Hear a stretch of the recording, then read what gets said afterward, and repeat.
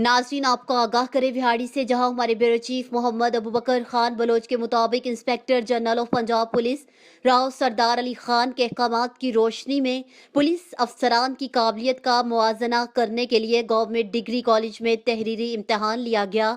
District police officer Mohammad Tariq Aziz ने तहरीरी इम्तहान को शफाफ बनाने के लिए खुद उसकी निगरानी की और मौजूद रहे। इस मौका पर SP investigation doctor Bushra Jamil, DSP headquarter Rubeen Abbas, DSP traffic Mohammad Qasim Bhatti, DSP Sadar Mazhar हयात हराज समेत और जिला भर के डीएसपीज भी मौजूद थे। पुलिस अफसरान के मायार की बेहतरी के लिए तहरीरी इम्तहान में कुल 220 इंस्पेक्टर, सब इंस्पेक्टर और एएसआई शामिल थे।